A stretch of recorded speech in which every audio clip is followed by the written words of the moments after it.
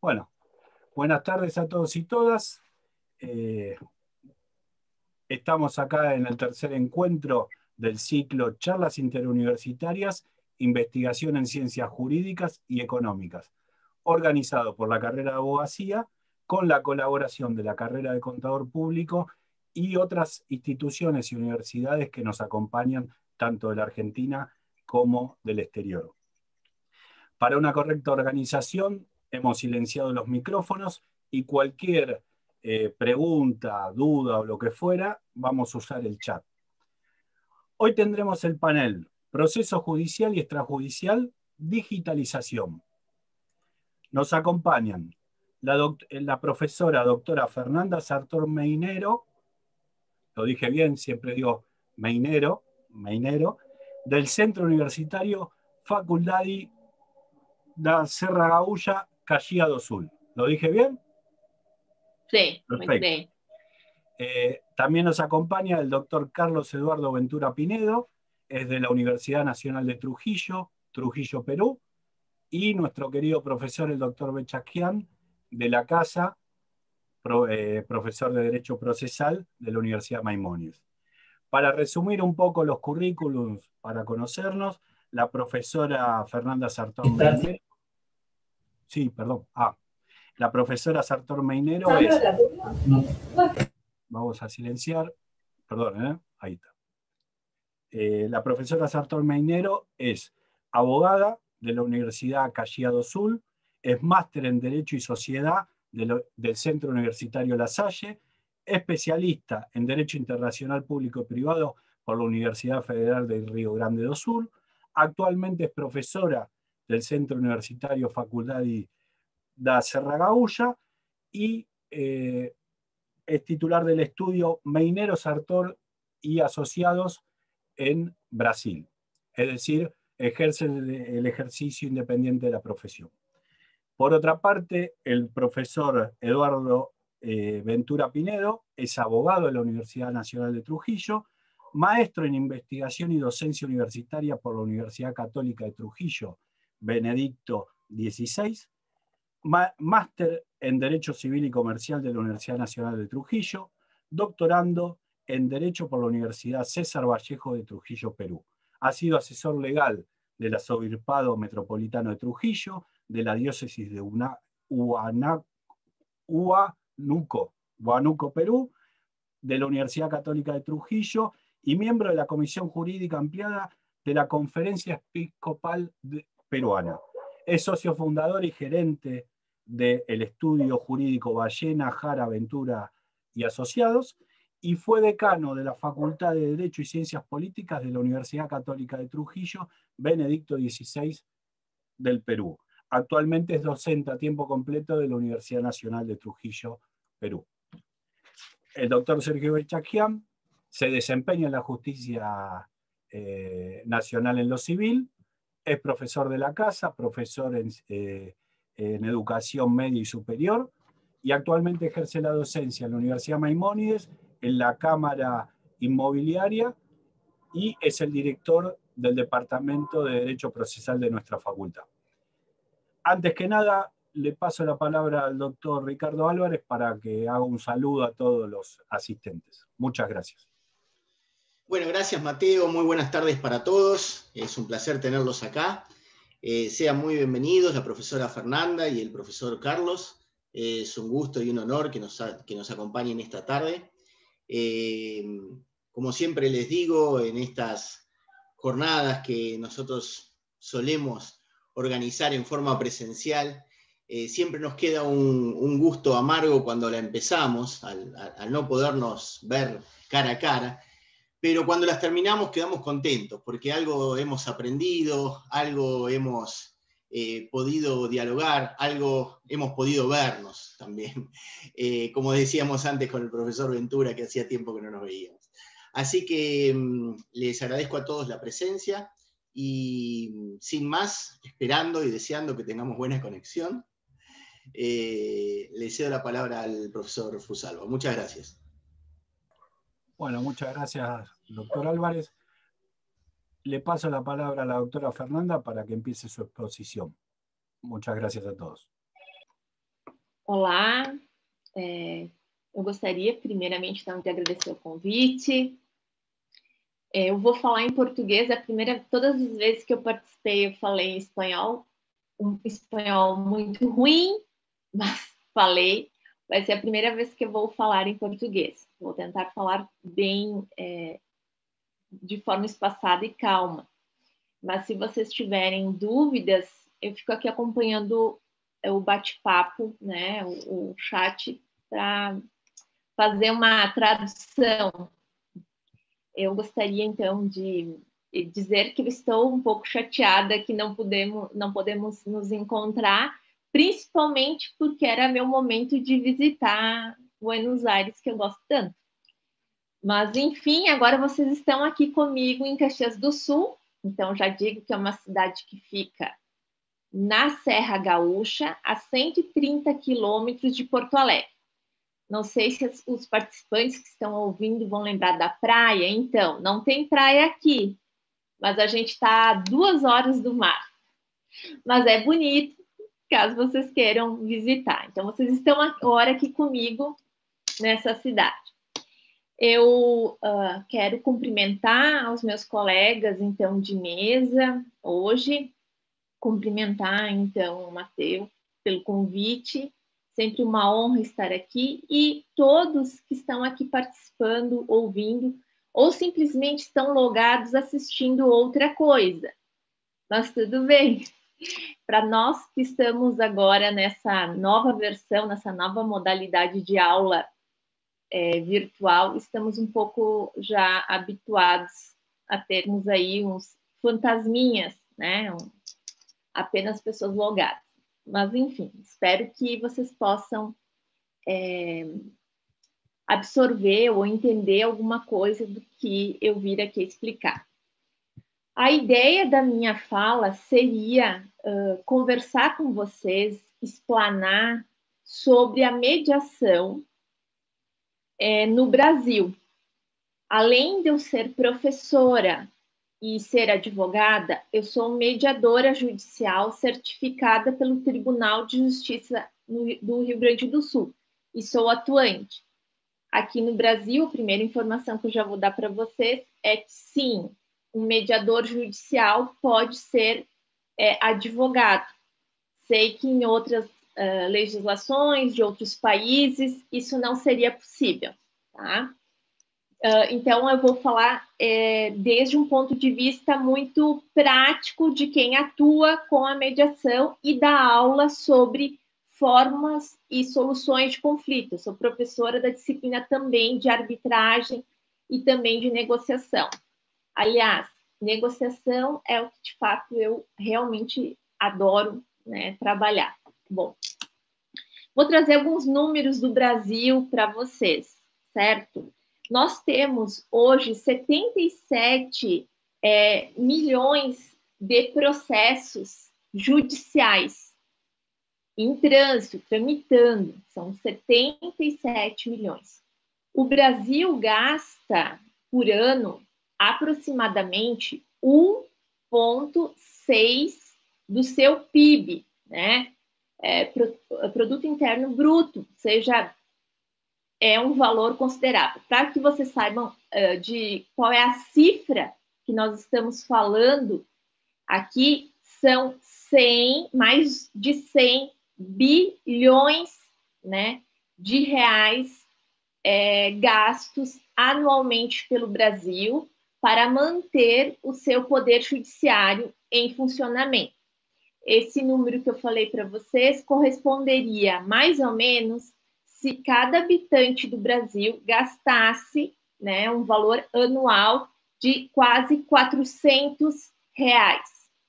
Não me peçam para fazer as conversões aí em peso argentino. Aí fica tarefa de vocês depois, tá? Bom, mas mesmo assim, como eu falei para vocês, é um valor bem considerável. O Brasil, ao contrário da Argentina, da Bolívia, México, outros países que adotaram os métodos que aqui a gente vai falar adequados de solução de conflito, mas vocês podem reconhecer outra nomenclatura, como alternativos também, né? Aqui a gente prefere falar em adequados. Por que adequados? Porque cada conflito vai demandar um método que é mais adequado ao caso concreto. Então, esses métodos podem ser não só a judicialização do conflito, não só levar aquele conflito social para o poder judiciário, como pode ser, por exemplo, levá-lo até a arbitragem ou a mediação. E aqui no Brasil também ressalto outro diferencial. O Brasil mantém métodos autocompositivos, e são aqueles, então, em que um terceiro imparcial não decide o conflito, né, como é o caso da arbitragem. Lembrando que a arbitragem é um método privado de solução de conflito, onde nós temos um terceiro imparcial que decide, né, ele vai dizer quem é vencedor, quem é vencido na disputa. Se eu estiver falando rápido, vocês me façam sinal. Na mediação e na conciliação, nós chamamos de métodos autocompositivos, porque nós temos aqui a solução vinda das partes, das pessoas que estão envolvidas no conflito. Nós, no Brasil, dividimos, ou melhor, o legislador dividiu, né, ele em mediação e conciliação. Por exemplo, os Estados Unidos, que é pioneiro, né, nesses métodos, né, pelo menos na absorção de uma forma moderna desses métodos, não traz a palavra conciliação, seria mediação, e aí sim, a mediação com desdobramentos específicos, como mediação familiar, mediação empresarial, mediação civil, que é o que eu faço, né? Mas não fazem a diferença que o Brasil faz. Qual é a diferença? No Brasil, a conciliação é para aqueles conflitos onde não tem pessoalidade ou uma relação de continuidade. É aquele conflito, por exemplo, uma relação de consumo que você não tem, você não conhece o seu fornecedor, ou você não tem por que ser fiel àquele fornecedor, né? E já a mediação, preferencialmente, vai ser utilizada para os conflitos onde, de fato, né, os conflitos que, de fato, tenham a relação de pessoalidade, família, vizinhança, algumas questões de consumo, questões relativas a condomínio, enfim, aquelas relações que a gente sabe que tem um vínculo, ou houve um vínculo aqui prévio à situação conflituosa, tá? Bem, por que eu fiz essa divisão aqui importante para vocês? Porque os números que eu vou trazer são números que abarcam as duas modalidades, tá? Então, o Brasil, ele não proibia que houvesse a mediação, porém, pode reiterar a diferença? Que alguém está me pedindo a diferença. Tá, vamos lá. Vou fazer. Se o meu português estiver muito difícil, o Mateus vai ter duas incumbências: entender o que eu falei e traduzir. Não, daí eu tento puxar com o espanhol, né, de alguma lembrança. Bom, vamos lá.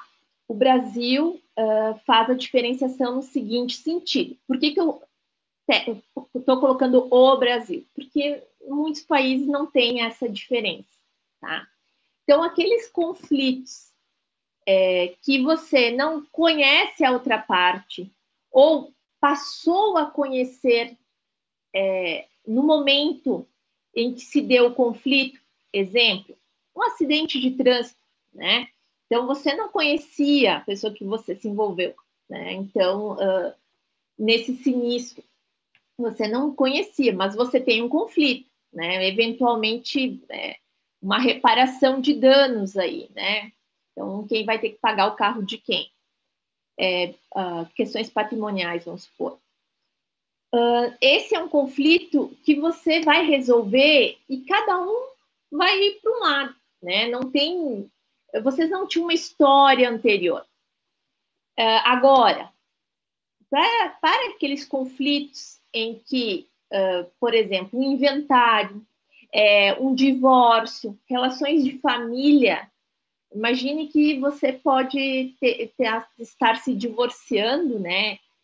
Ou seja, rompendo a relação conjugal e você tenha filhos. Então, é uma relação que não vai dar para você não falar mais com a pessoa que você está se divorciando. Vocês têm aí um vínculo prévio ao conflito, então, né, da relação, e ainda assim vão ter que manter aí pelo menos uma comunicação entre vocês, porque vocês têm filhos, né? Então, essas relações que têm dois caráteres, a pessoalidade, os indivíduos de fato se conhecem, e essa relação é uma relação de continuidade, né? O legislador disse, bom, esses conflitos é melhor que o mediador os trate, porque tem mais questões a serem trabalhadas. E aí aqui o foco vai ser melhorar a comunicação entre os envolvidos, né? Então, aqui sim o foco vai ser totalmente melhorar a comunicação. Então, aqui o mediador e o conciliador, eles têm atuações no Brasil distintas, porque têm objetivos um pouco diferentes. Então, a atuação do mediador, ele é uma atuação muito menos, como tentar falar para não falar um português difícil, muito menos ativa, né? Muito mais passiva, aguardando a melhoria da comunicação, enquanto que o conciliador, ele pode ter uma atuação um pouco mais proativa, ativa, no sentido de ajudar a, por exemplo, a colocar propostas ou tentar ajudar na formulação de propostas. Então, aqui vai ter mais ferramentas atreladas à negociação, né? Que na mediação não seria possível. Tá? Ela está dizendo que compreendeu, ou ela cansou de tentar compreender. Mas vamos pensar que foi a primeira hipótese. Bem, então agora eu vou dizer para vocês que o Brasil foi muito atrasado nessa política pública. Somente em 2010, vejam bem, somente em 2010, por meio de uma resolução chamada 125, é que nós instituímos uma política pública de tratamento adequado de conflito. E aí sim, a gente falou para toda a sociedade, nós vamos ter que estimular esses métodos, seja na esfera pública, seja na esfera privada. E com essa política pública, posteriormente, o Brasil teve sua lei de mediação aprovada. Isso em 2015. Então, se vocês compararem com a Argentina, é muito atraso, muito atraso. Tá? E aí, é claro que a arbitragem, ela, no Brasil, começou em 96. A gente teve a lei de arbitragem em 96. E aí vieram câmaras privadas com experiência, né, de outros países e ofertavam a mediação extrajudicial. Mas porque o Brasil não proibia, simplesmente não tinha uma lei que regulasse, de fato, esses modelos, tá? Pois bem, lá em 2015, então, de fato, entrou a lei de mediação. Só para vocês terem uma ideia, eu faço mediação desde 2013, antes da lei, porque eu sou professora e coordenadora de um núcleo de prática jurídica. e lido com população em situação de vulnerabilidade social. Então, a gente aplicava a mediação para aqueles conflitos, era uma forma dos alunos já irem aprendendo, enfim. Mas só em 2015 é que o Brasil adota um modelo, inclusive, de conciliação e mediação judicial, para que todos os processos judiciais passem, né, primeiramente para esses métodos. Só que agora eu vou trazer os números, que eu gostaria muito de saber quais são os números da Argentina. O ano passado, esses métodos foram responsáveis apenas por 12, deixa eu me lembrar qual que é a vírgula aqui, até 0,5% dos acordos, né? Então, dos processos que foram solucionados por acordos. Então, 12,5% daquele número que eu falei, 77 milhões, foram resolvidos por meio desses métodos, tá? Conciliação e mediação juntos. Não é um número que se esperava. Esperava-se cerca de 30%. Eu vou fazer, se der tempo, eu falo do porquê que talvez isso tenha acontecido. Todos os números que eu falar para vocês aqui são de 2019, né? Atualizados de 2019. Todo ano o Brasil faz o seu diagnóstico, né? E tem que ser público, né? É a prestação de contas do Poder Judiciário para a população. O Brasil conta hoje com centros que promovem a mediação apenas, e talvez aí começa um indício, apenas ele tem cerca de 1.284 centros que a gente chama de CEJUS, que são Centros de Soluções Judiciais, que promovem a mediação e a conciliação dentro do Poder Judiciário. Então, para o tamanho do Brasil, é um número pequeno, né? Então, talvez esteja aí pelo menos, né, aspecto de um número tão baixo de acordos, tá bom? Como eu disse que faria um diagnóstico, eu não vou analisar a questão de quando a gente considera uma mediação exitosa, porque não é necessariamente quando a gente consegue um acordo, tá? Eu vim aqui trazer um diagnóstico para vocês verem como o Brasil começou, aonde nós estamos e para onde nós estamos caminhando, tá? Pelo menos hoje, essa seria a minha fala. Bom,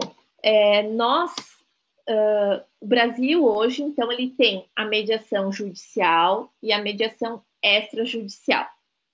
A mediação extrajudicial, promovida por câmaras, né, ou por mediadores independentes, e vai promover uma solução de conflito que vai ter um instrumento, né, que é o acordo. Já a mediação judicial, ela vai ocorrer no Poder Judiciário por mediadores judiciais que têm que fazer um curso específico, atender algumas exigências, né, específicas e vão estar vinculados cada qual ao seu Tribunal de Justiça. A questão, além de acontecer, como eu falei para vocês, no início dos processos judiciais, ou seja, eu tenho um conflito, eu posso ir para o Poder Judiciário, o juiz vai receber esse meu processo e vai designar, vai dizer para marcar uma sessão, vai mandar isso lá para o cartório que é responsável pelas mediações para realizar a mediação. E pode ser feito dessa forma. Então, eu tenho um processo judicial, lá no início do processo judicial, eu já vou passar pela mediação, ou, dependendo do conflito, da conciliação. Mas também o Brasil oferta a possibilidade de que, se você não tem um processo judicial e você vai entrar com o processo e você queira receber a mediação, queira resolver pela mediação ou pela conciliação, você realizar um pré-processo, que seria, só vai reduzir a termo qual seria a sua pretensão, para receber, então, o tratamento, né, pela mediação, pela conciliação, por esses centros. Então, o centro judiciário, né, o centro judicial vai dar uma resposta, vai fornecer um mediador judicial para realizar a sessão e a outra parte vai ser convidada, tá bem? O que aconteceu? Então, isso é o que a gente tem hoje. Claro, desculpa, a mediação judicial pode acontecer em qualquer tempo, tá, gente? Esse seria o rito de processos novos, mas a gente pode ter lá até nas cortes superiores no Brasil, mediação sem problemas nenhum, tá tudo bem. As sessões podem acontecer mais de uma, enfim. Por que eu foquei nessa questão do pré-processo e do processo? Porque o que está... Então, a situação atual que nós nos encontramos. Em razão da Covid, todos nós fomos jogados para as ferramentas digitais. A minha fala do ano passado foi dizendo que as sessões virtuais seriam uma realidade. Eu não estava prevendo a Covid, porque senão eu teria, né, ganhado muito dinheiro, mas não foi o caso. Eu só estava antecipando uma pequena tendência, que é a possibilidade de usar a plataforma como ferramenta, primeira coisa como ferramenta. Então, hoje, as nossas mediações judiciais são feitas por uma plataforma como essa, né? E a gente adapta, né, a nossa atuação para o meio digital. Mas nós temos uma outra possibilidade, que é não só usar a tecnologia como ferramenta, como usar a tecnologia para mediar. Ou seja, utilizar um programa inteligente, né, que realizaria o papel do mediador. Judicialmente, isso ainda não aconteceu. Mas então, cada ano anuncio uma, vai ser essa. Daqui a uns 2 anos eu vou voltar aqui e contar para vocês como é que está funcionando isso. A gente sabe que o eBay, a gente sabe que, não vou fazer comercial, mas grandes sites de compras já utilizam a inteligência artificial para resolver conflitos. O que o Poder Judiciário no Brasil tem é a utilização apenas como ferramenta, a tecnologia apenas como ferramenta. A gente já tinha a previsão legal antes da pandemia para fazer dessa forma. Então, a gente já tinha a possibilidade das sessões serem virtuais, sessões, audiências, né? Nós já tínhamos um aparato legal para realizarmos desta forma. E também nós temos uma plataforma digital em que vai ter um mediador e as partes e utilizam como se fosse o WhatsApp para resolver conflitos. Essa ferramenta está acessível de qualquer pessoa, né? Qualquer brasileiro pode ter um conflito e principalmente de relação de consumo e pode utilizar essa, né, questão de ter ali uma situação intermediada, facilitada por um terceiro imparcial mediador, mas que vai estar totalmente escondido, né, ali ouvindo ou lendo as mensagens de uma parte ou de outra para tentar encontrar uma solução. Então, já me encaminho para o final, que eu tenho para dizer do futuro, pelo menos em relação ao Brasil, uma revisão desses procedimentos, principalmente em relação ao treinamento desses profissionais, em razão dos números que eu estou apresentando. E como também a ampliação, né, desses centros para todo o Brasil. E, por fim, a utilização de ferramentas digitais. Aí eu não vou entrar hoje sobre o que eu considero dessas ferramentas, ou se eu acredito na substituição do homem pela máquina, né? Nada disso. Só vou dizer que é uma tendência e com a pandemia só acelerou e não vai ter volta atrás, né? Aqui eu não tenho números dos outros locais, mas nós tivemos um aumento de acordos em razão, não sei se em razão, mas após a utilização de sessões virtuais.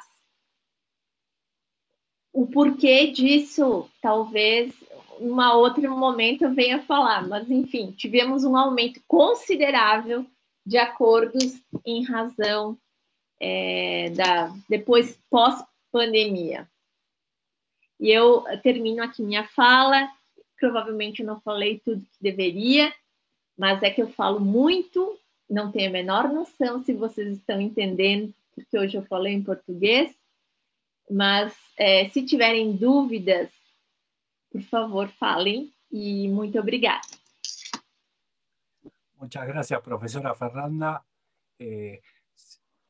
Se entendió, quedaron algunas dudas que bueno, los asistentes las plasmarán por el chat, seguramente. Es un gusto tenerte aquí, agradecerte tu tiempo y que te tomaste la delicadeza también de estar con nosotros. Y bueno, cualquier cuestión, después que terminen las exposiciones, seguimos con las preguntas. Ahora le pasaré la palabra al profesor Carlos Ventura. Él es profesor de Trujillo, de Perú. Nos conocemos hace poco, pero hemos hecho una linda amistad en ese corto tiempo. Hemos compartido, como muchos de los docentes nos conocemos en el ámbito de algún congreso y después generamos ese intercambio académico que suma para todos para poder ver los paneos, para poder ver el panorama, el contexto tanto, en este caso Fernanda con la mediación de Brasil, y ahora el profesor nos va a decir cómo es el ejercicio profesional, cómo es el procedimiento en el Perú. Le paso la palabra, profesor, es un gusto tenerlo acá y agradecerle también por su tiempo. Muchísimas gracias, Mateo. No sé si se me escucha bien, que es lo primero que quisiera preguntar. Sí, ¿verdad? Ok. Quiero, en primer término, agradecerte, Mateo, por la invitación. De igual manera, a la Universidad Maimónides. Estoy muy complacido, feliz de poder compartir con ustedes las experiencias que ha generado el tema de la digitalización en los procesos judiciales en el Perú. Quiero saludar a la doctora Fernanda. Quede tranquila, doctora, que nosotros hemos entendido muy bien la ponencia. Teníamos con Mateo y con el profesor Ricardo la misma sensación cuando nosotros estuvimos allí en el país suyo presentando algunas experiencias nuestras. Y sí, algunos, por ejemplo, que hablábamos el mismo idioma, hablábamos tan rápido y era difícil a veces entendernos, pero sí, muchísimas gracias también por sus experiencias. Quiero saludar también al profesor Sergio, quien acabo de conocer esta tarde. Espero que podamos seguir compartiendo en este año. Quiero, sí, antes de iniciar, hacer una pequeña aclaración respecto a la segunda maestría que se leyó en la hoja de vida. Yo tengo la segunda maestría en Derecho Civil y Comercial terminada. Me va a costar reconocerlo delante de mi padre, que lo veo que está aquí conectado, que también es colega, y que es el mejor maestro que he tenido en mi vida como persona, como ser humano y como abogado. Él es un viejo, no de edad, pero funcionario del Poder Judicial, ¿no? Aquí en el Perú. Así que seguramente si no lo hago bien voy a tener alguna reprimenda de su parte, ¿no? Entonces quiero hacer esta aclaración, saludar a todos ustedes. Veo a muchos amigos también aquí conectados del Perú. Muchísimas gracias por estar acá. Bueno, yo quisiera que se me permita compartir una pantallita, Mateo, por favor, para poder compartir algunas diapositivas que preparé con la finalidad de poder tener este diálogo de repente un poco más con algunos puntos que en realidad consideré que podríamos ponerlos para poder guiar más que todo la experiencia que tenemos ahora en el Perú respecto de la digitalización en los procesos judiciales. Que dicho sea de paso, es un tema que ya se estaba manejando, como en otras partes del mundo, hasta antes de la pandemia. Lo que pasa es que la pandemia ha dado ese empujón que todos hemos sentido, tan fuerte para poder entrar de lleno a lo que es el tema de la digitalización en los procesos judiciales, ¿no? Escuchábamos a la doctora Fernanda hablarnos sobre la experiencia en el Brasil de digitalizar las circunstancias como los procesos de conciliación, los procesos de mediación. Entonces, aquí en el Perú vamos también por el mismo camino, y en el caso de la experiencia de los procesos judiciales, ya hemos tenido nosotros teníamos antes de la pandemia, algunos avances con el tema de en la región Lima, por ejemplo, el tema del expediente digital, el expediente digitalizado, ¿no?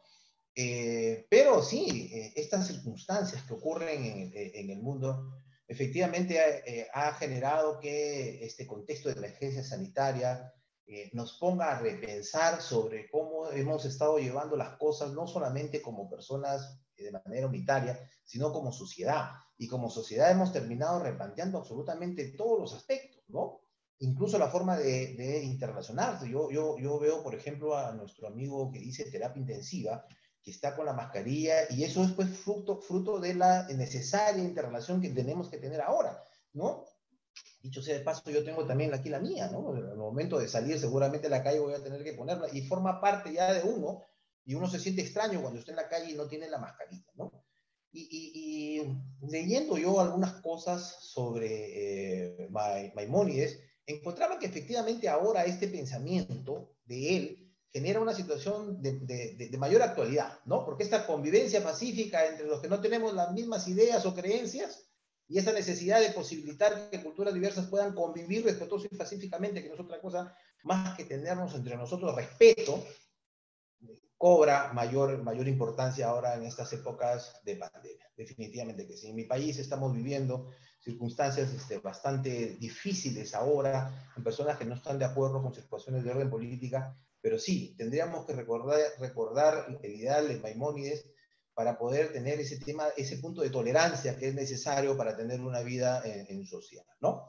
Bueno, mira, y esta circunstancia de la pandemia ha generado también que este tema sea tratado de una forma con mayor interés, por así decirlo, por parte del Consejo Ejecutivo del Poder Judicial, que ha terminado estableciendo el uso de lo que se denominan las TIC, o las tecnologías de información y comunicación, para el desarrollo en un primer término de las audiencias de los procesos judiciales que en un primer momento habían quedado estancados.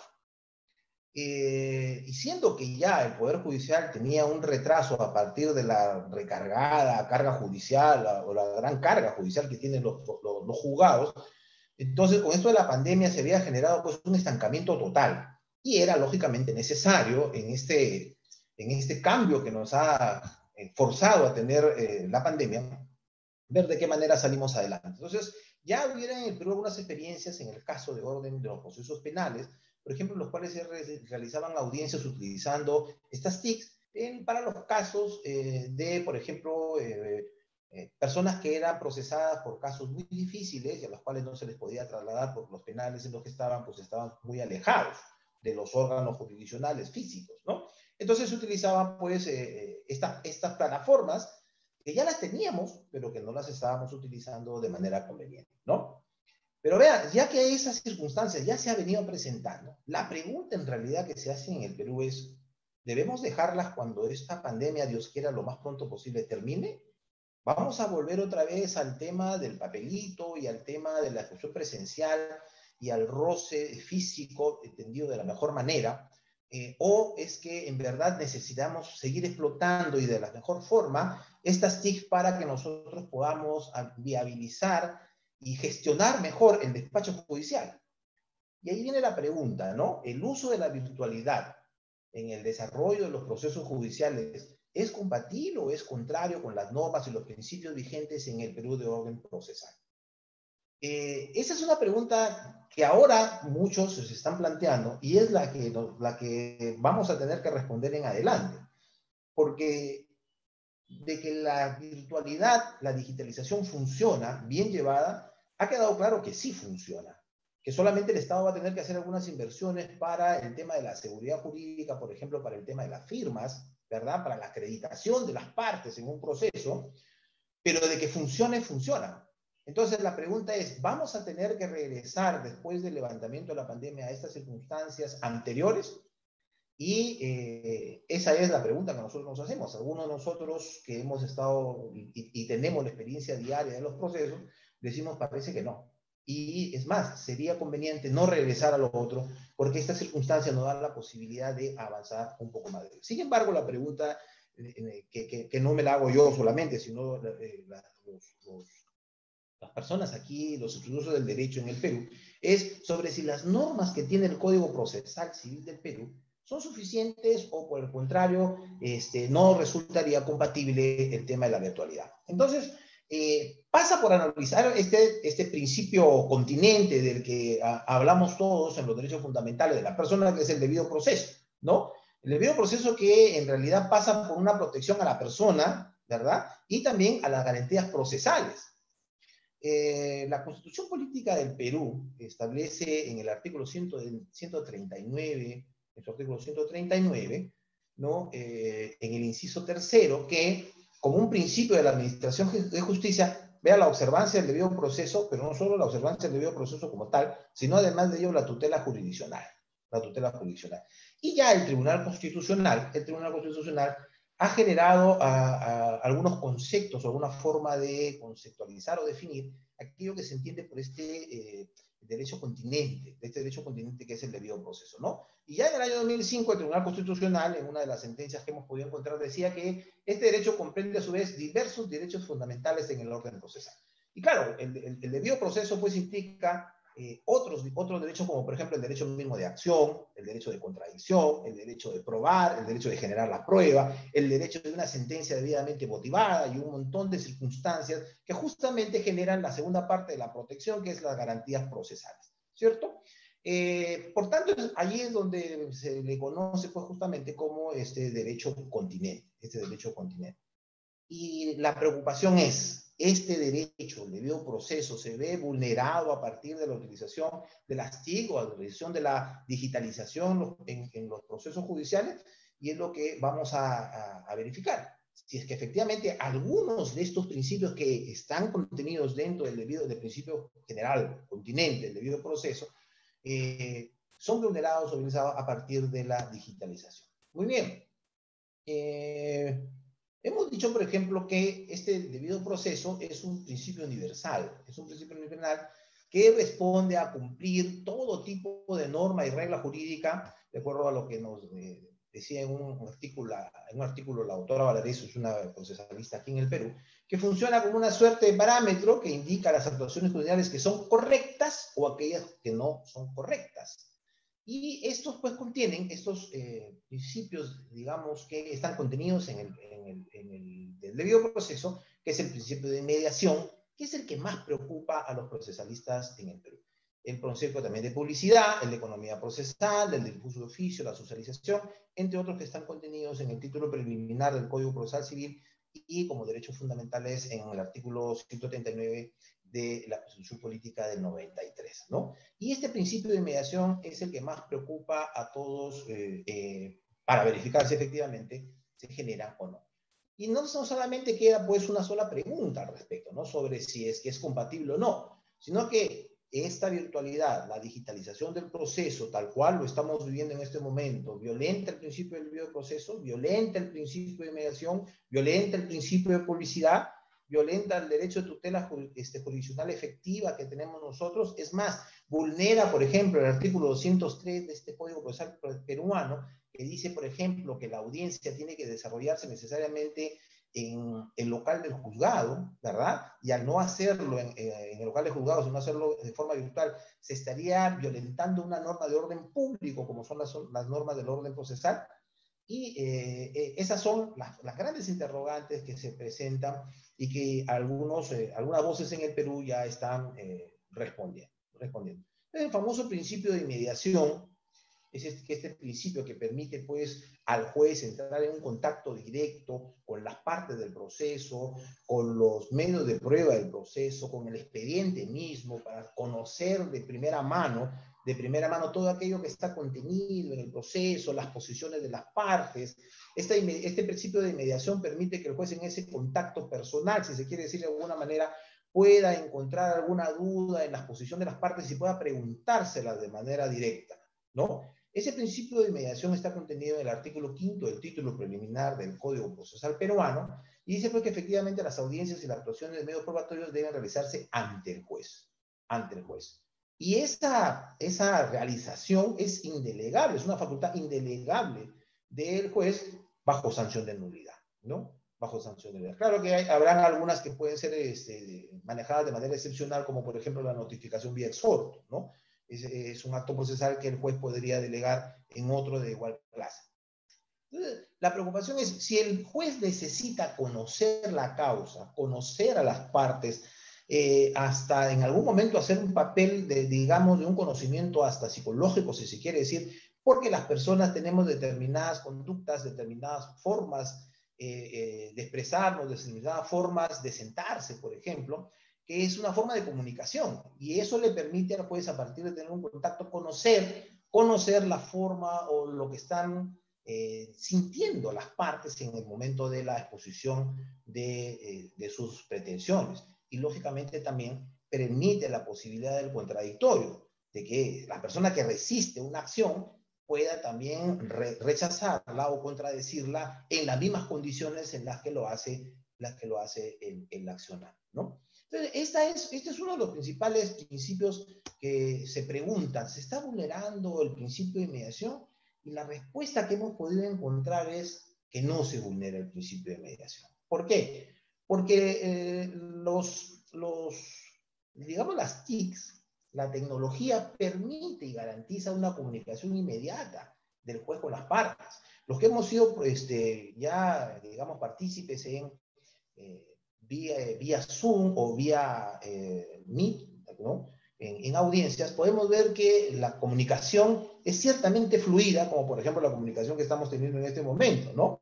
Es más, esta misma comunicación, esta misma fluidez, la mayoría de los docentes, por no decir todos, las tenemos ahora con nuestros estudiantes, nuestros jóvenes universitarios, alumnos, y nos permite interactuar. Entonces, esa interacción inmediata que se necesita y que el juez necesita para poder conocer la posición de las partes en un proceso está debidamente garantizada. Siendo ello así, este principio de inmediación no está vulnerado bajo ninguna razón, bajo ninguna circunstancia, porque el juez va a tener la misma posibilidad que en una audiencia presencial de escuchar a las partes y darle la posibilidad a las otras de generar el contradictorio, de generar la defensa y de generar incluso, por ejemplo, lo que ejercitamos el derecho de hacer valer la defensa y los argumentos de cada una de las partes. Por tanto, este principio de mediación está debidamente garantizado, consideramos, con la aplicación de las nuevas tecnologías. El otro principio es el tema del principio de publicidad. La Ley Orgánica del Poder Judicial, no solamente en el Perú, como en todas partes, establece que la función judicial, la actuación judicial es pública. Lógicamente hay algunas excepciones establecidas en la propia norma, ¿no? Por ejemplo, casos que tengan que ver con el honor, menores de edad, son circunstancias que pues para el cuidado de estas personas pues no puede ser de público manejo. Pero sin embargo, toda actuación judicial debe tener esta característica de publicidad. ¿Por qué? Porque permite de alguna manera una forma de control de parte de la sociedad misma, ¿no? El pueblo, la población, la sociedad es la mayor interesada en tener procesos judiciales en los cuales el debido proceso no se violente y que sea producto de el escrutinio válido de jueces probos, ¿verdad? Es lo que nosotros necesitamos, es lo que buscamos. Entonces, eso es lo que busca la publicidad cuando se dice que la actuación judicial tenga que tener esta característica. El artículo cuarto, el inciso cuarto del artículo 139 de la Constitución Política del Perú establece pues, justamente que los actos procesales pueden ser presenciados o conocidos incluso por aquellos que no son parte en el proceso, o no son parte en el proceso. Y en las materias de orden civil y en algunos procesos de orden penal en los cuales está de por medio la dignidad de las personas, bajo una resolución debidamente motivada, entonces estos podrían generarse en cierta privacidad. La pregunta es, pero si es que la audiencia es una audiencia virtual, yo no voy a tener la posibilidad de tener el link para poder ingresar a la audiencia y hacer una suerte de control de cómo se está llevando la acción, ¿verdad? Pero sin embargo, a pesar de ello, las normas que se han dado en el país a partir de la aplicación de la digitalización y sobre todo en el tema de la pandemia, no hace una prohibición para que una persona que sea ajena al proceso, que no sea parte del proceso, no pueda conocer o no pueda participar vía, o sea, expectar, en otras palabras, la realización de la audiencia. No existe una prohibición de ello. Es más, usted podría decirle a juzgado, señor, en mérito a lo que dice el numeral cuarto del artículo 139 de la Constitución y el artículo correspondiente a la Ley Orgánica del Poder Judicial, que usted me brinde el link a toda luz de que el proceso no es un proceso que tenga que manejarse en privado. Entonces yo quiero participar en la audiencia y el juez tendría que darse. Podría generarse por ahí también alguna circunstancia, decir, pero eso sería sumamente engorroso de estar contestando los correos de alguien que me lo pudiera solicitar más de una vez. Pero este tipo de tecnología permite la grabación de las audiencias. Entonces, si lo que se necesita es publicitar, podría generarse en la misma página web del Poder Judicial, colgar, como se llama, como hablamos ahora nosotros, ¿no? Colgar los videos de las audiencias. Y eso permitiría el mismo efecto consideramos, de control que pudiera la sociedad realizar respecto de la actividad del Poder Judicial. Por tanto, el tema de la publicidad, el principio de publicidad contenido en el debido proceso, tampoco se vulnera en este caso concreto, ¿no? Otro principio que está, un derecho que es, digamos, muy importante para todos y en todas las normatividades, es la tutela jurisdiccional efectiva. La tutela jurisdiccional efectiva. El artículo primero del título preliminar del Código Civil dice pues, que efectivamente toda persona tiene derecho a la tutela jurisdiccional efectiva y es ese derecho para el ejercicio y defensa de sus intereses. Es más, establece ahí la sujeción al debido proceso. Entonces, esta tutela jurisdiccional es pues la posibilidad que yo como persona, como ciudadano, voy a buscar en el órgano jurisdiccional a efecto de que se tutele el derecho que yo considero está siendo vulnerado. Yo le digo a mis alumnos, en la tutela jurisdiccional no es otra cosa más que el abrazo del órgano jurisdiccional para cuidar y cautelar tu derecho. Entonces, ese abrazo tiene que estar también debidamente garantizado. Antes de la pandemia, ya en el Perú existía la notificación electrónica. Todos los abogados tenemos una casilla electrónica en la cual pues, nos hacen llegar las notificaciones, las resoluciones expedidas en los procesos. Ahora nosotros tenemos la posibilidad de recurrir al órgano jurisdiccional en vía de acción en las denominadas mesas de partes electrónicas. Y ciertamente que hay zonas en el país que no tienen la posibilidad de tener o estar dentro del sistema del Poder Judicial, me refiero al sistema digitalizado. ¿Qué es lo que se ha hecho? ¿Qué es lo que se ha generado? Me parece con un muy buen criterio. Se han generado unos correos electrónicos en los cuales usted puede acceder a interponer una acción judicial. Tienes un correo electrónico institucional de un juzgado, en la sierra más lejana, por ejemplo, del Perú o en la selva más profunda. Entonces, usted puede interponer una acción judicial y llegar al órgano jurisdiccional a través del correo electrónico. Es más, una cosa que a mí me llamó mucho la atención es que cuando usted interpone la acción judicial, inmediatamente tiene una respuesta del órgano jurisdiccional que le dice, señor, acabo de recepcionar su demanda y le envío el cargo de recepción. Entonces, esa es una circunstancia que nos dice claramente que la tutela jurisdiccional efectiva no se afecta, por el contrario, ha mejorado. Ha mejorado porque nosotros evitamos ahora hacer las colas en las mesas de partes y simplemente estamos literalmente bombardeando las mesas de parte digital del órgano jurisdiccional. Por tanto, ese abrigo que nosotros buscamos, ya seamos parte accionante o ya seamos aquellos que vamos a soportar la acción del demandante, pues en este caso el demandado, también tienen la posibilidad de poder acceder al órgano jurisdiccional allí. Por tanto, la tutela jurisdiccional efectiva está debidamente a salvaguarda. Una preocupación era este artículo 203 del Código Procesal Civil, que es norma de orden público, ¿no? Y esta norma de orden público establece que la audiencia, además de ser inaplazable, debe realizarse en el local del juzgado. Entonces, algunas voces dijeron, el local del juzgado implica necesariamente una audiencia presencial. Necesariamente una audiencia presencial. Entonces, por tanto, van a venir una serie de acciones de nulidad sobre las audiencias y los procesos pues, van a tener que ser retrasados más y más.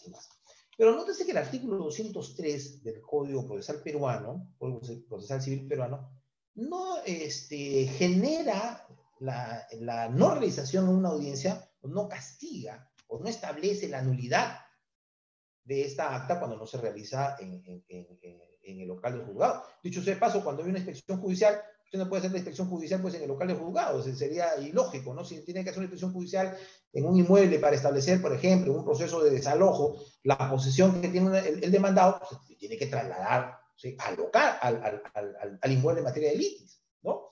Entonces, ya desde allí vamos a verificar que no existe pues razón para generar una nulidad.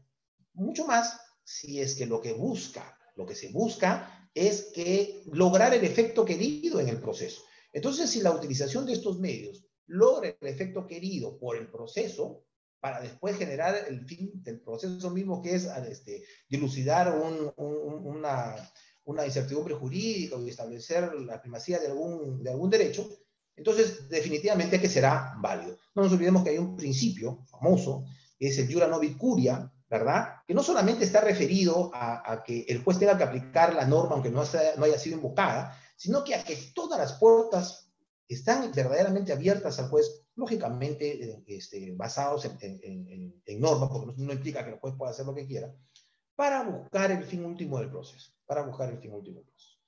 Por tanto, estas salas de audiencias digitales forman parte de los espacios físicos, si podríamos decirlo, o hacer una equivalencia, de los juzgados. Por tanto, el artículo 203 no está siendo vulnerado.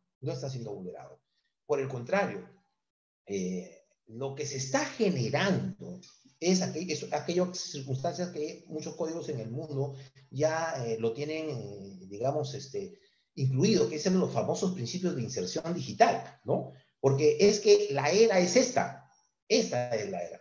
Entonces eso de que porque efectivamente por la pandemia nos vimos obligados, y una vez que pase la pandemia, ya no vamos a tener necesidad de las TICs, o de esta tecnología de información y de comunicación, sería retroceder en el tiempo a algo y renunciar a algo que definitivamente genera una ayuda, no solamente en la gestión del despacho judicial, sino en la resolución, digamos, oportuna de las causas,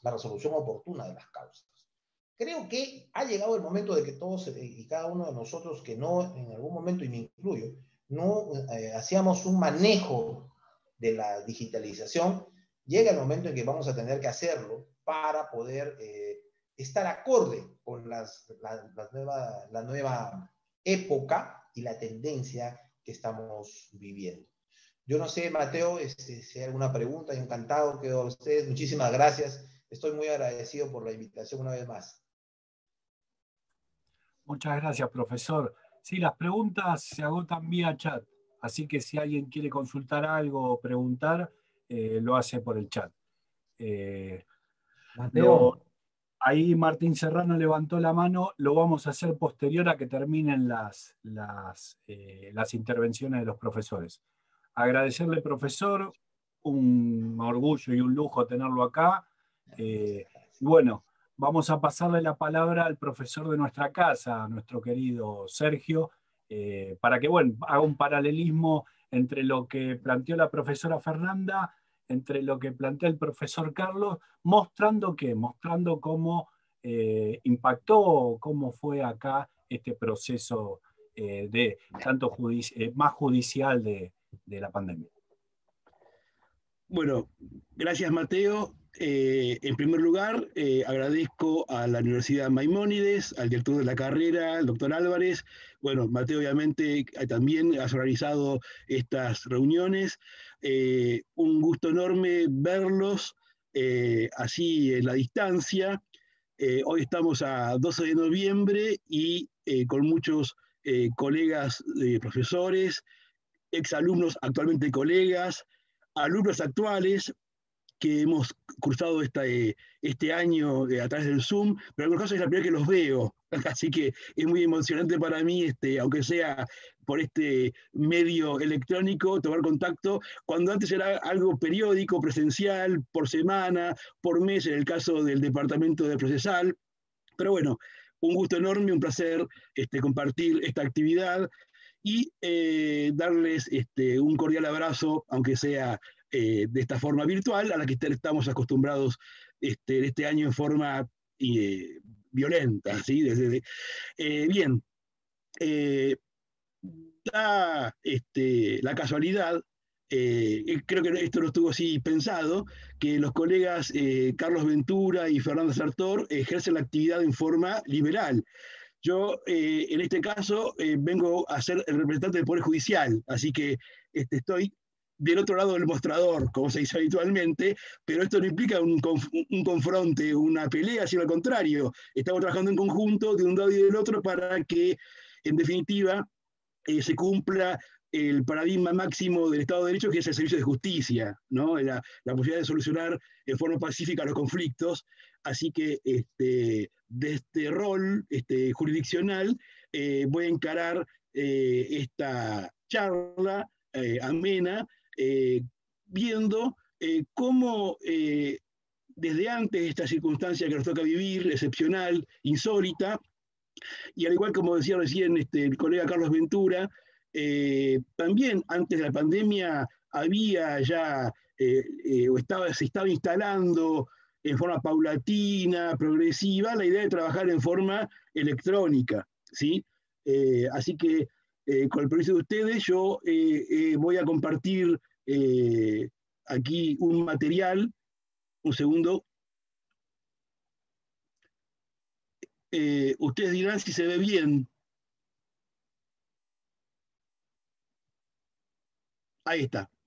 Bueno, entonces, dentro de este panel de proceso judicial y extrajudicial y la digitalización, vamos a tratar el tema del camino hacia la digitalización compartiendo estas pantallas.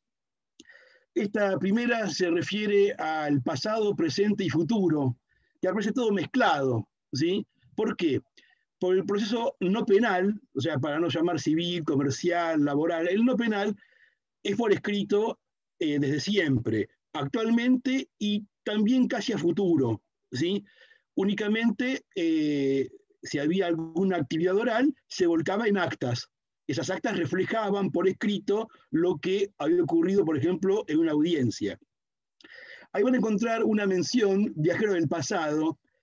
Ustedes saben que en la actividad profesional se contaba un chiste, una broma, que si trasladábamos a una persona del pasado al presente, o sea, del siglo XVII, del siglo XVIII, del siglo XIX, si le podemos traer a la actualidad, se iba a quedar sorprendido por los avances tecnológicos, ¿no? El automóvil, el internet, el celular, pero más sorprendido iba a quedar viendo que todavía en los juzgados se trabajaba como en su época, o sea, con papel, con hilo, con aguja, entonces eso le iba a causar más impresión que los adelantos tecnológicos, ¿verdad?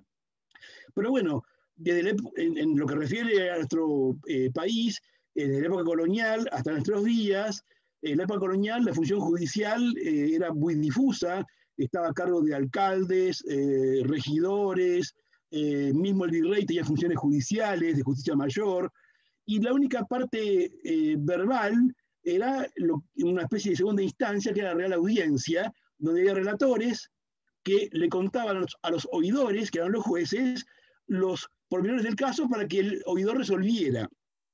El cargo de relator todavía existe técnicamente, no con esa función, pero sí con ese nombre. O sea que estamos siempre en actividades que mantienen una tradición y son siempre reacias a los cambios, ¿verdad?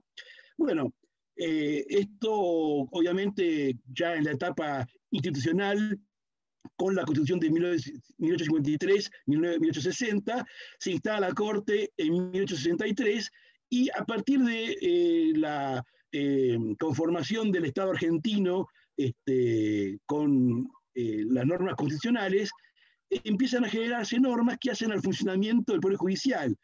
Las leyes 27, 1862, la 48, de 1863, que sigue vigente en algunos casos, y muchos decretos leyes o normativas que hacen al orden, a la organización del Poder Judicial. Y siempre está presente el tema del expediente, del papel, los escritos.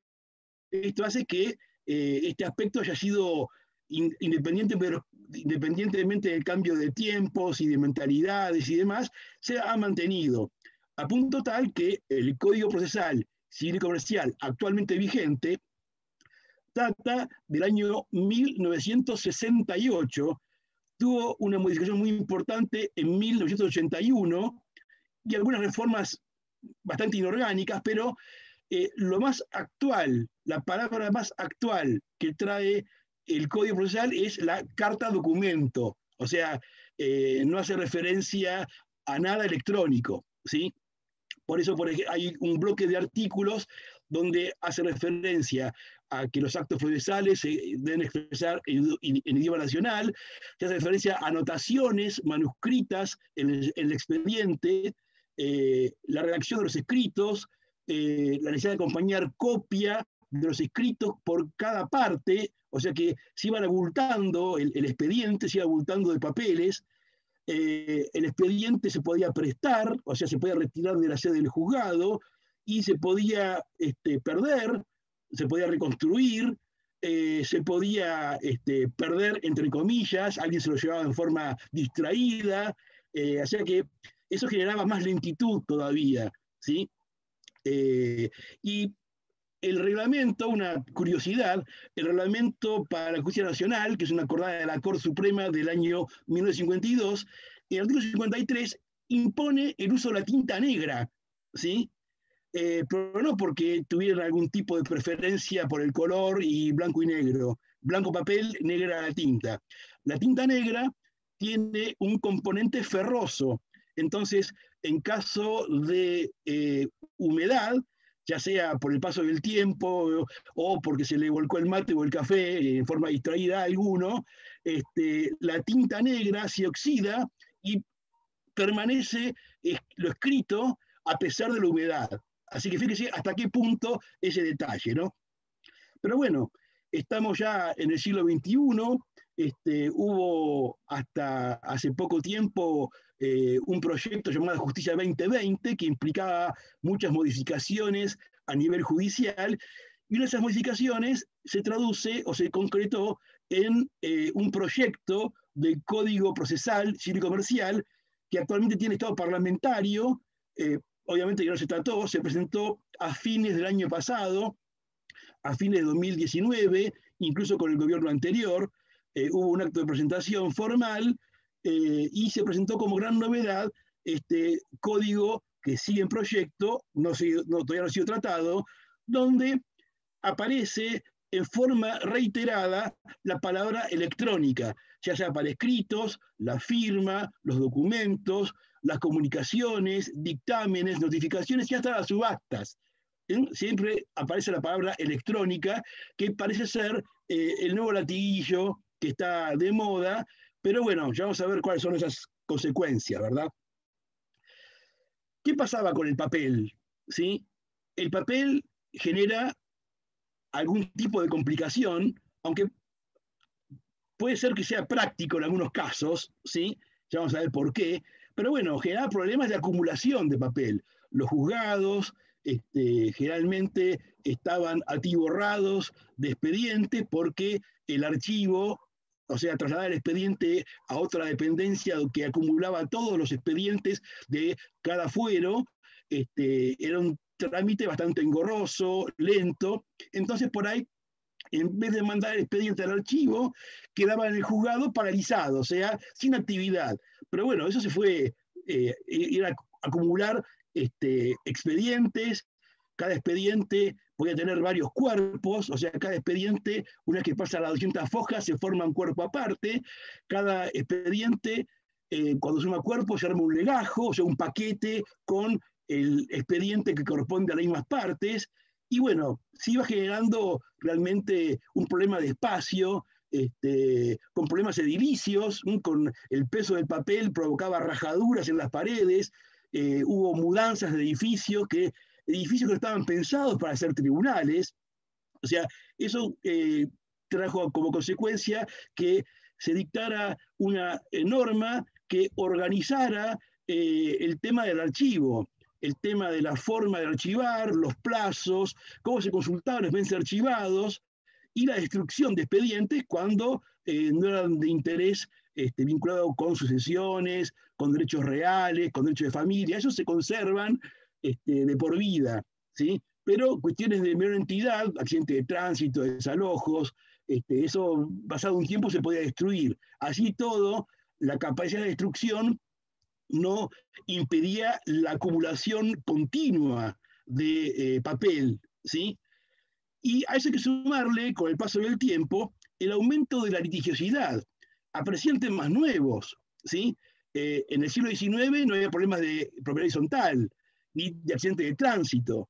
Se incrementó la cantidad de personas que reclaman el acceso de justicia.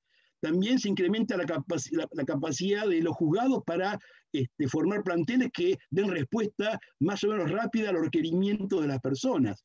Así que, decididamente, el expediente de papel o físico, como también se puede llamar, expuesto a pérdidas, a robos, a búsquedas. Había, les comento internamente, había personal destinado a buscar expedientes cuando, por el transcurso del tiempo, o un préstamo no devuelto, o porque se traspapelaba, se encargaba de buscar el expediente. Una tarea maldita. Realmente se la daban como bienvenida al empleado que recién se iniciaba en la carrera y le decían, bueno, a vos te encargamos las búsquedas. Es una actividad casi de detective, ¿sí?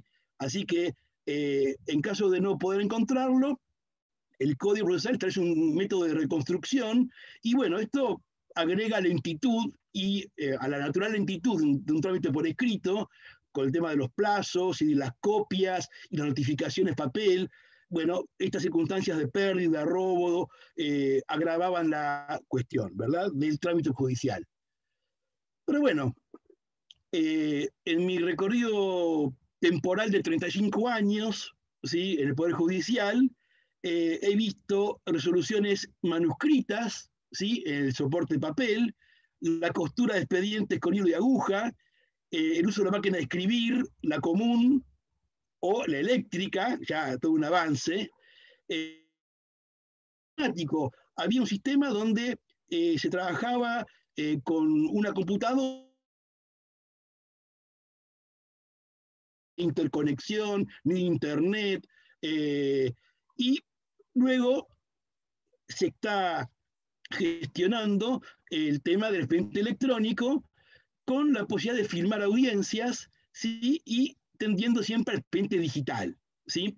¿Y cómo empezó esta historia? Empezó en el año 2011 con una ley que es la ley 26.685, muy sencilla, 2 artículos nada más.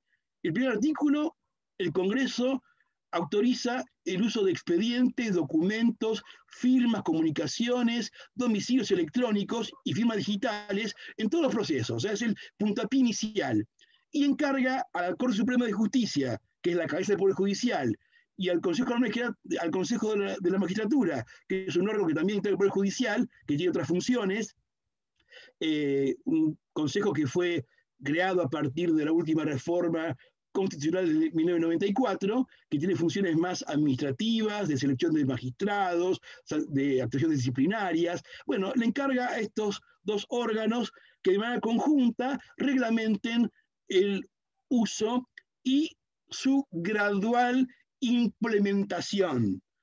¿Por qué aquí hago esta forma de expresión más lenta? Porque la idea original era que a partir de esta ley, en forma progresiva, gradual, metódica, se fueron incorporando nuevas figuras que vamos a ver en el cuadro siguiente. Aquí van a encontrar una lista que enumera las normas que fueron diseñando, sobre todo la Corte Suprema, tendientes a que el sistema electrónico se fuera imponiendo, pero de forma pausada. Fíjense, la ley 25.506 de 2001 establece la firma electrónica, que nadie lo orilla hasta ahora, ¿sí? O sea que van a llegar a los 20 años y la firma electrónica no tuvo una aplicación concreta.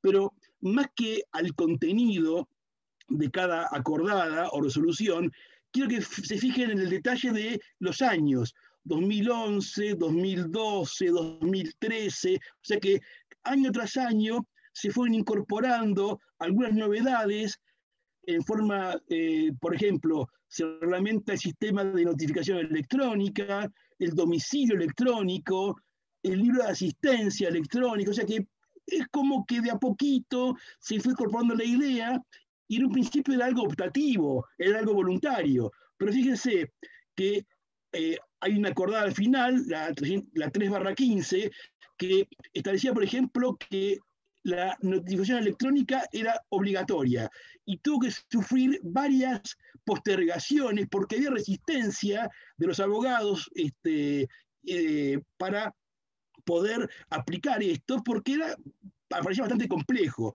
¿sí? Si bien hubo tiempo de adaptación, no fue algo inmediato. Fíjense que estamos arrancando entre el 2011 y 2015, en 4 años.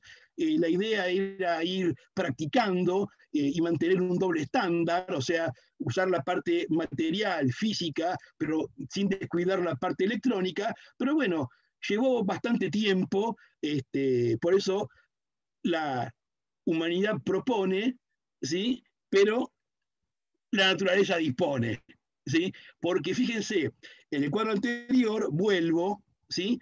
Arrancamos desde 2011 al 2015, ¿sí? Con la aplicación, por ejemplo, de la notificación electrónica a partir del 1 de mayo del 2016, ¿sí? Y aparece ahí, por ejemplo, en el cuadro, lo quiero omitir, lo que llama el SWAMP, es un sistema único de administración de peritos y martilleros, o sea, se convocaba a la inscripción de peritos y martilleros también de forma electrónica.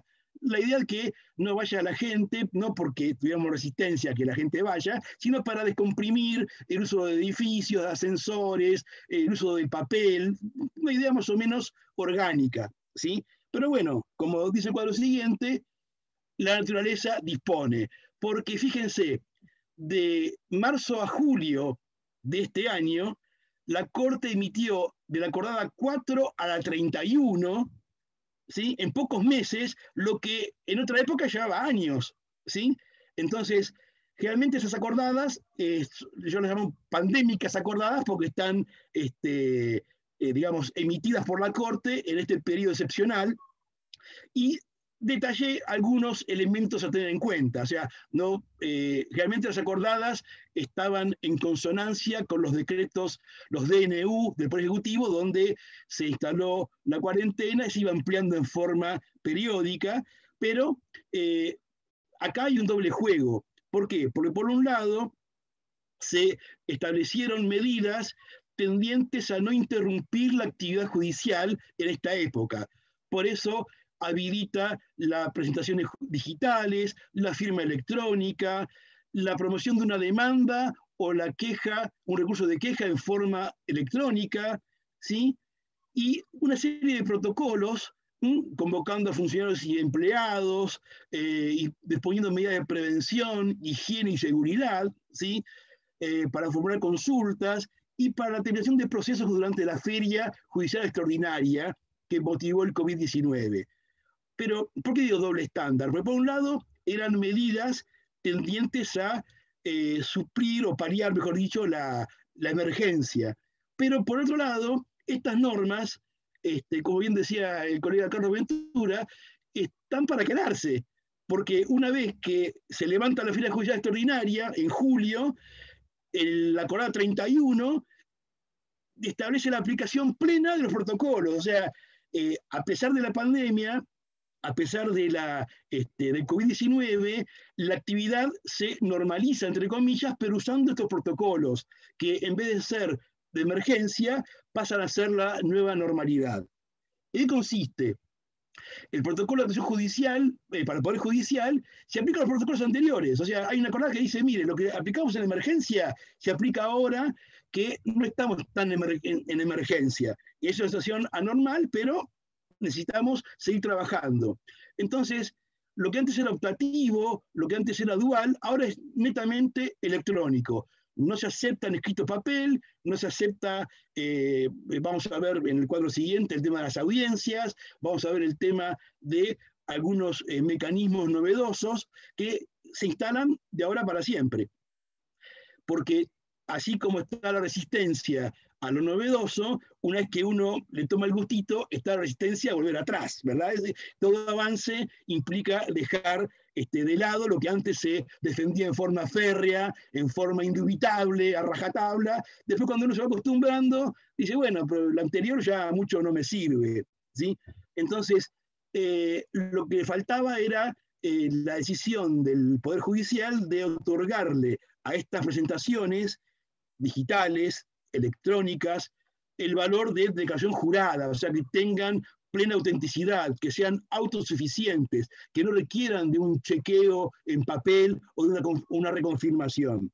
Por eso, aquí en este protocolo de actuación se establecen varios principios. Primero, darle prioridad a la salud de todos, funcionarios, magistrados, letrados, litigantes, peritos, y respetar el trabajo a distancia, ¿sí? Con presencia mínima de personal. O sea, los juzgados actualmente están trabajando con turnos rotativos. A mí, por ejemplo, tengo que ir una vez por semana físicamente a mi despacho, pero después trabajo en casa, ¿sí? He instalado, o me han hecho instalar en mi computadora, un sistema informático que es como si trabajara en mi despacho, ¿sí? Tengo la clave de acceso, tengo el número de expediente y voy viendo los expedientes que me van asignando y los resuelvo a distancia. La idea es facilitar la atención por medios tecnológicos y se instala un portal de ayuda. O sea, uno entra al sitio del Poder Judicial y hay un portal donde uno puede hacer consultas referidas a temas técnicos, ¿sí? Porque ya, como voy a decir más adelante, no alcanza con saber derecho, ¿sí? Nos hemos especializado en temas ajenos a la actividad judicial o jurídica en general. ¿Hay atención personal? Sí. ¿Cómo se hace? Con turno. Hay que pedir un turno, está la nómina de correo electrónico de cada juzgado y de cada sala, y se le otorga un turno, y eso también está pautado por estar reglamentada la cantidad de turnos que se dan por día, la duración y las medidas de higiene entre turno y turno, distanciamiento social, uso de barbijo, alcohol en gel, eso lo dice la Corte. O sea, fíjese hasta qué punto las cuestiones jurídicas han quedado en un segundo plano y se da prioridad a cuestiones que son más sociales que jurídicas, ¿sí?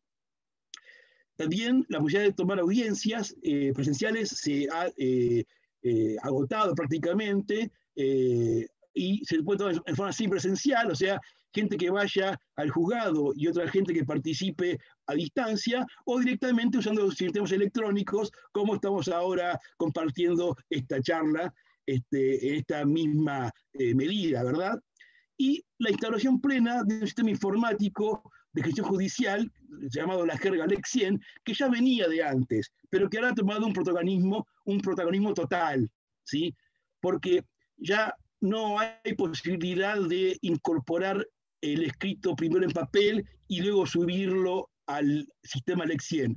Directamente se presenta en el formato LEC100, porque se tiende al expediente electrónico. Todo, escritos, prueba documental, resoluciones, firmas, todo ahora es electrónico. Eventualmente tenemos inconvenientes con los expedientes previos a todo esto, porque hay documentación, hay escritos que no están digitalizados. Entonces, en esos casos se lo requiere digitalmente, o en caso de estar incompleto, el expediente físico es llevado al juzgado o a la sala y, créanme, también tienen cuarentena. Por reglamento de la Corte, un expediente que viene de otro lugar hay que dejarlo en un casillero 48 horas sin tocarlo, ¿sí? También tienen los expedientes cuarentena. Bien, hay una serie de instructivos que tienden a normalizar, o sea, normas comunes. La idea es no fraccionar los escritos, no fraccionar la documentación, porque es muy difícil. Cuando uno, esto es un poco lo que no estamos acostumbrados a trabajar. Antes uno tenía el expediente y revisando las fojas encontraba todo rápidamente. Ahora hay que entrar documento por documento, abrirlo, que no se corte el sistema, que haya siempre conectividad. Y bueno, eso demora bastante la actividad, pero bueno, no tanto como el soporte de papel, ¿sí? Incluso hay indicaciones del peso mínimo que tiene que tener el archivo, ¿sí? Y el software de la aplicación se puede bajar del portal o de la página del Poder Judicial. Entonces, ¿a qué apunto con todo esto? ¿Cuáles son las conclusiones a las que podemos arribar? Obviamente es un avance, ¿sí? Pero tampoco es una solución mágica. Nosotros siempre tendemos a enamorarnos de un concepto, de una palabra, es la panacea, se acabaron todos los problemas, ahora vamos a la parte electrónica, digital, y podemos sufrir alguna frustración, ¿sí? Porque hay aspectos que con el tiempo deben ser mejorados, ¿sí? Hay problemas de conectividad, a veces el sistema se satura, no tiene capacidad para todos. Por ejemplo, el horario de atención es de 7:30 de la mañana a 1:30, y ya desde las 11 en adelante se complica ingresar al sistema digital porque está saturado, ¿sí? Obviamente requiere un cambio de mentalidad, ¿sí?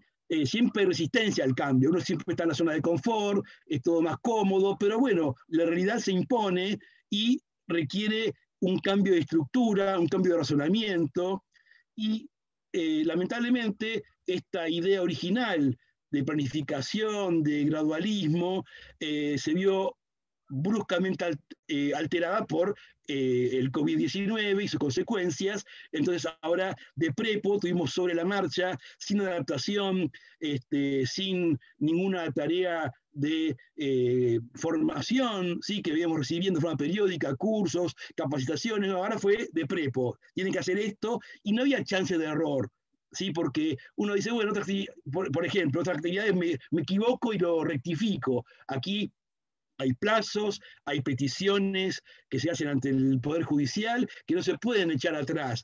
Está el principio de preclusión, está el principio de los actos propios, o sea, no podemos ensayar a ver cómo sale, no hay marcha atrás, ¿sí?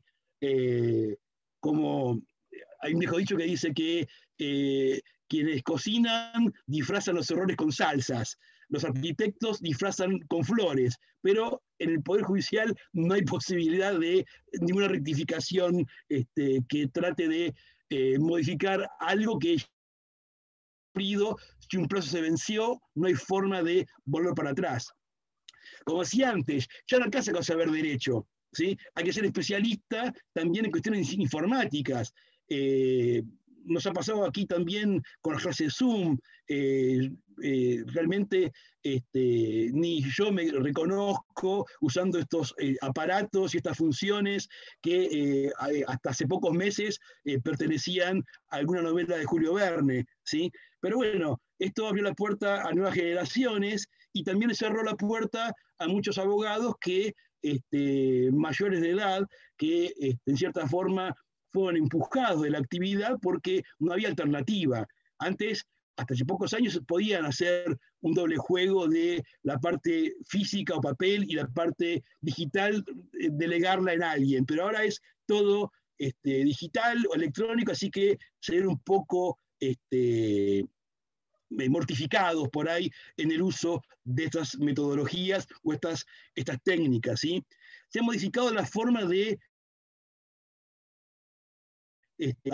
antes, la idea era recorrer los juzgados día por día, de acuerdo al fuero. Yo he visto gente con grabadores portátiles, he visto gente sacando fotos, he visto gente pasando el escáner. Bueno, ya acabó todo eso. Así que ahora está el expediente electrónico, está afianzado, a futuro va a ser así. Y también otra cuestión muy importante es que se plantean nuevos problemas.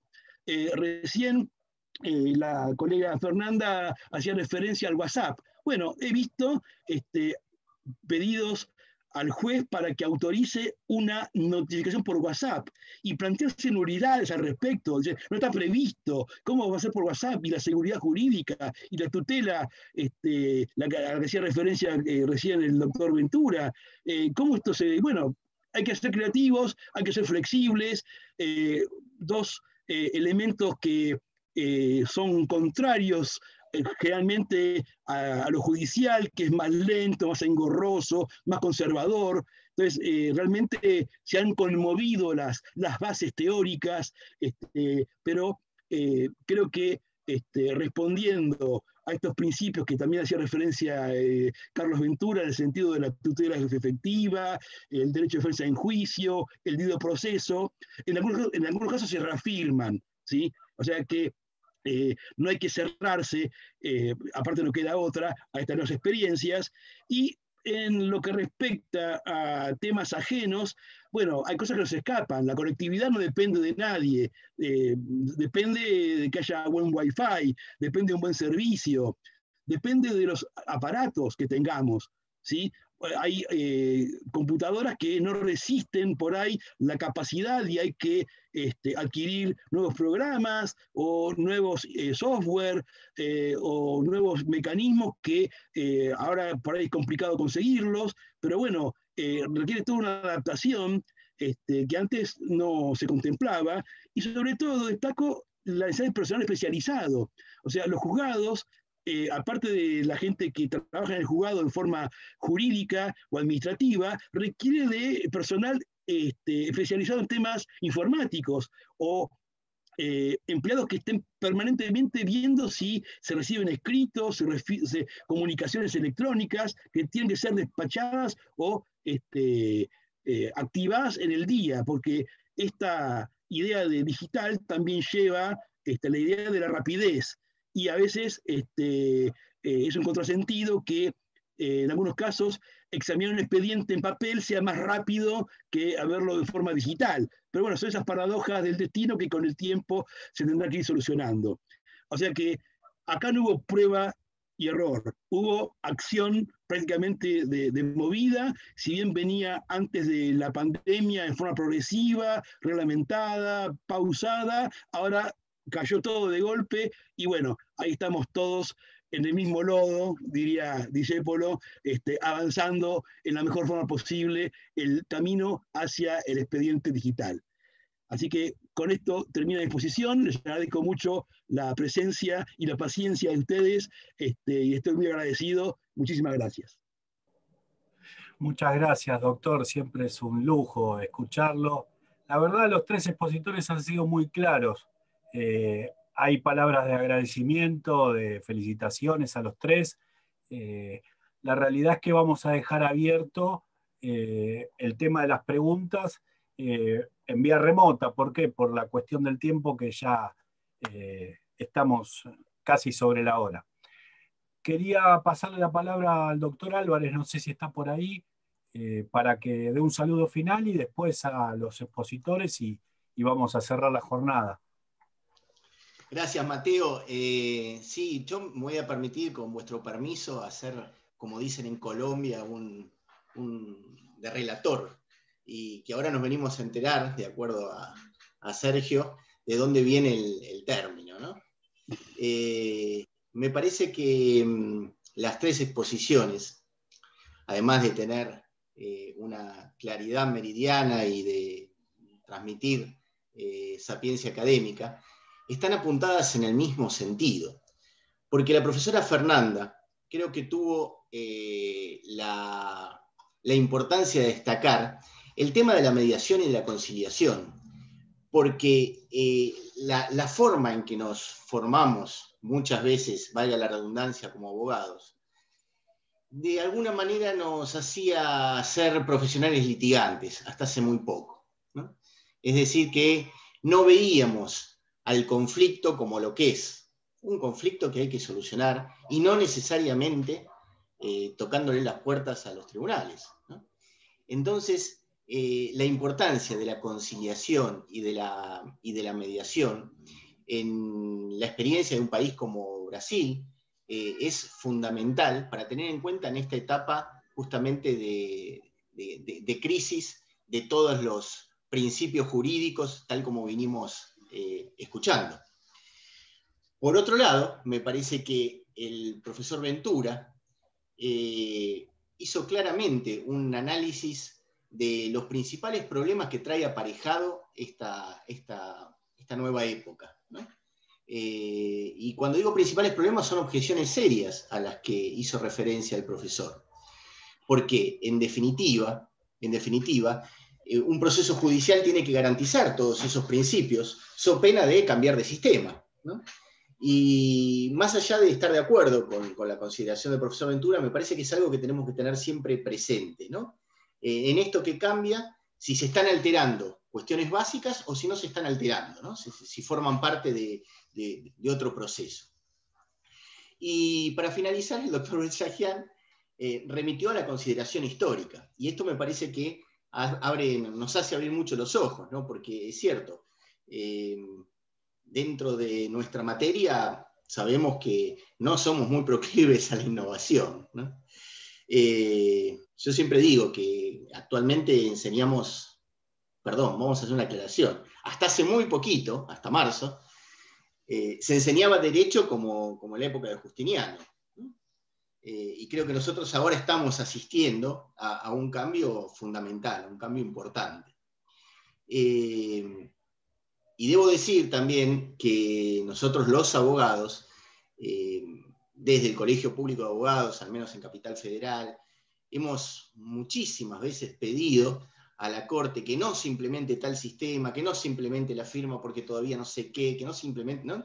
Quiero decir, con esto que planteaba Sergio de la inercia al cambio, ¿no? De decir, bueno, no, me quedo con lo que sé porque es lo que sé.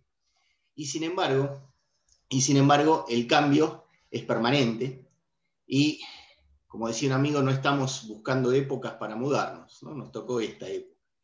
Y si nos tocó esta época, lo mejor es tratar de pensarla.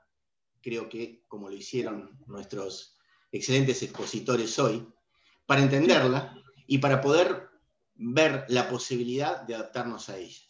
Nosotros queremos siempre en la carrera que nuestros egresados tengan esa posibilidad de adaptarse a los cambios, ¿eh? Esto es una cuestión central en las profesiones contemporáneas, ¿no? La posibilidad de adaptarse a los cambios. No de rechazarlos, de adaptarse. Tampoco se trata de juzgar si están más, bueno, si están mejor, peor, qué sé yo, hay cosas que pasan a segundo plano, ¿no?